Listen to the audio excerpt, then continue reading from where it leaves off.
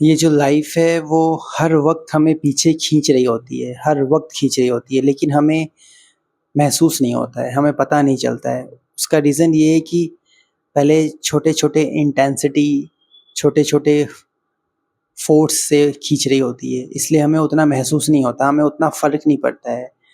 वो छोटे-छोटे इंटेंसिटी से खींचने का मतलब है आपकी लाइफ में छोटे-छोटे चैलेंजेस या प्रॉब्लम्स या सफ़रिंग आएगी। तो वो हम नेगलेक्ट कर देते हैं, झेल लेते हैं, क्योंकि छोटे प्रॉब्लम्स हमारे लिए झेलना बहुत आसान हो जाता है, तो हम उसे झेल के नेगलेक्ट कर देते हैं और वही चीज़ जितना जितना ज़्यादा हम नेगलेक्ट करते जाते हैं, इग्नोर करते जाते हैं, छोटे-छोटे लाइफ में आने वाले सफरिंग्स को झेल के, इग्नोर करके, उतना ही ज़्यादा वो चीज़ हमारे अंदर इकट्ठा होता जाता है और कुछ टाइम के बाद बहुत बड़ा एक बहुत इम्पैक्टफुल अपना एक रूप ले लेता है वो। और फिर बाहर की जब वो अंदर की रियलिटी में बहुत बड़ा रूप ले लेता है, एकदम पहाड़ जैसा रूप, जो आपने इग्नोर किया था, जो आपने नेगलेक्ट किया था, छोटे-छोटे लाइफ के साइन को, लाइफ के सफरिंग को, चैलेंजेस को, प्रॉब्लम्स को जो आपने इग्नोर किया था, वो सब आपके अंदर धीरे-धीरे एक पहाड़ का रूप ले लेता है और वही पहाड़ जो है जब अंदर बन जाता है तो बाहर की रियलिटी में एक बहुत बड़ा पहाड़ आपके सिर पे गिरता है। तब आपको बहुत बड़ा झटका लगता है, क्योंकि उस पहाड़ को जो आपके बाहर की रियलिटी में गिरा है उसको आप हैंडल नहीं कर पाते, आप उसको फेस नहीं कर पाते। तब आपको याद आता है कि भगवान ये क्या हो रहा है, मुझे बचा लो, मैंने तो कुछ नहीं किया था। आपने कुछ नहीं किया था, आपने छोटी-छोटी चीज़ों को इग्नोर करके आपने उसको बहुत बड़ा पहाड़ बना दिया था। वही पहाड़ आज आपके सिर पे गिर चुका है और वो अब पहाड़ बन चुका है इतना बड़ा कि आपके कैपेसिटी से बहुत ऊपर हो चुका है। आप आप उसे कंट्रोल नहीं कर पा रहे, आप उसे हैंडल नहीं कर पा रहे। अब इसलिए आपको इसको अब इसलिए अब आपको भगवान की याद आ रही है या यूनिवर्स की याद आ रही है, फिर इसलिए अब आप झुक रहे हो कि भगवान मुझे बचा लो। लेकिन इसमें भगवान की कोई गलती नहीं है, इसमें गलती आपकी है कि आपको जब अलर्ट किया गया था, छोटे-छोटे रूपों में अलर्ट, छोटे-छोटे रूपों में साइन भेजा गया था, तो आपने उस वक़्त उस साइन को समझा नहीं, इग्नोर किया, इग्नोर करते रहे, अपने ईगो में जीते गए और आज आप इस स्टेट में आ गए हो कि वो इतना बड़ा प्रॉब्लम हो चुका है कि अब आप उसे हैंडल कर ही नहीं सकते। तो वहाँ पे आप बहुत बुरी तरीके से फँस जाते हो, फिर आपके पास कोई ऑप्शन नहीं बचता। फिर आपको फिर वही करना होता है, मतलब उस पॉइंट से आपको यू टर्न लेना पड़ता है। फिर आप यू टर्न वहाँ से लेते हो तो वहाँ से सीखना शुरू करते हो, समझना शुरू करते हो, काम करते हो, लर्निंग्स लेते हो, तब जाके धीरे-धीरे आपकी लाइफ़ में एक चेंज आने लग जाता है, एक पॉज़िटिव डायरेक्शन की तरफ। और जब वो पॉज़िटिव डायरेक्शन की तरफ चेंज आने लग जाता है, तब जाके आपको धीरे-धीरे आपकी जो लाइफ़ बहुत मेस्ड अप हो रखी थी, वो धीरे-धीरे सुलझने लगती है, वो सिंपल होने लग जाती है। तो इस तरीके से हम खुद अपने ही लाइफ़ को ऐसे समझ लो बर्बाद करते हैं, इग्नोर करके।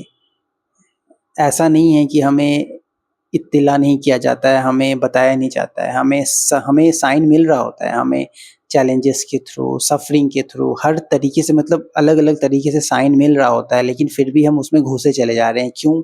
या तो अपने लस्ट की वजह से, या तो अपने स्वार्थ की वजह से, अपने लालच की वजह से, अपने ईगो की वजह से।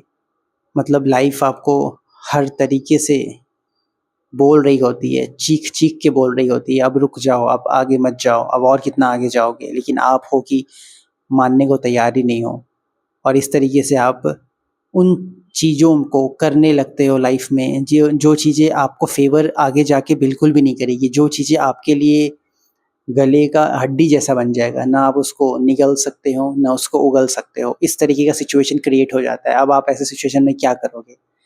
बस बैठ के रोते रहोगे। उसके अलावा आपके पास ऑप्शन भी नहीं है कुछ करने का। फिर आप मतलब गलत गलत ठहराते हो कि भगवान ने मेरे साथ बुरा कर दिया। भगवान तो आपको बहुत अलर्ट करने की कोशिश की थी, लेकिन आपने नहीं माना, तो अब भगवान भी क्या ही कर लेगा। तो यहाँ पे जब आपको ऐसे साइन्स मिले आपकी लाइफ़ में, आपके डे टू डे लाइफ़्स में, रिलेशनशिप के थ्रू साइन मिलते हैं, कोई वर्क प्लेस है वहाँ वर्क प्लेस के थ्रू साइन मिलता है। यानी कि सिचुएशंस ऐसी आपकी लाइफ में आती है, डेफ़िनेटली आती है और हर किसी के लाइफ में आती है। मेरे लाइफ में भी आया था। मुझे भी साइन मिल रहे थे। जब मैं जॉब छोड़ के बैठ गया, मुझे जैसे ही मैं जॉब छोड़ के बैठा, पूरे नार्सिसिस्ट मेरे सिर के ऊपर तांडव करने लग गए, मेरी बैंड बजाने लग गए। तो वहाँ पे एक घंटी बजी कि इनसे दूर निकलना है, इनसे दूर निकलो और कुछ करो। तो तब जाके मैं एफर्ट मारना शुरू किया जॉब्स के लिए, और जाके जॉब किया। तो वहाँ से मैं हटा, उनसे बचा। तो जब मैं जॉब किया, जॉब करने लगा, तो जॉब में ऐसा नहीं है कि हाँ अब जॉब करने लगा तो सब अच्छा हो गया, नहीं। जॉब करने लगा तो जॉब करने के कुछ टाइम बाद उस जॉब में भी घंटी बजी मेरे सिर के ऊपर, अलग अलग प्रॉब्लम्स आने लगे, पॉलिटिक्स होने लगे, चैलेंजेस आने लगे, अनवांटेड अनवांटेड प्रॉब्लम्स, डिसरेस्पेक्ट अपने सीनियर्स के थ्रू। इवन अच्छा काम करने के बाद भी कोई वैल्यू नहीं, कोई रेसिप्रोकेशन नहीं, कोई मतलब उस अकॉर्डिंग रिवॉर्ड नहीं। तो वो भी एक साइन था। तो फिर उस जॉब को छोड़ा। जॉब को छोड़ने के बाद अब लगा अब क्या करें, तो इस तरीके से फिर दूसरा जॉब पकड़ा। तो वहाँ पे प्रीवियस से बेटर सिचुएशन था।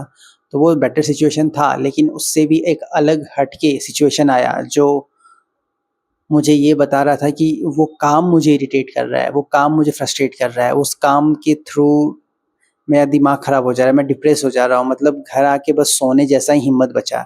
ये भी एक चैलेंज था। तो वो भी चैलेंज ने दिमाग में घंटी बजाई, तो उसको भी छोड़ना पड़ा। उसको छोड़ा तो फिर नेक्स्ट रियलिटी में गया। तो आज मैं आपके सामने हूँ, तो इस काम को कर रहा हूँ। तो इस तरीके से लाइफ आपको साइन देता है कि हटो, इसको छोड़ो, उसको छोड़ो, ये मत करो, वो मत करो, और हम उतना ही वो चीज़ें करते हैं जो हमें नहीं करने को कहा जाता है। तो इस तरीके से हम खुद ही अपने लिए प्रॉब्लम क्रिएट करते हैं। हम अपने लाइफ के प्रॉब्लम को क्रिएट करने का योगदान भी हम खुद को ही दें, और अगर हम अपने लाइफ को बनाते हैं तो उसका भी योगदान हम खुद को ही दें।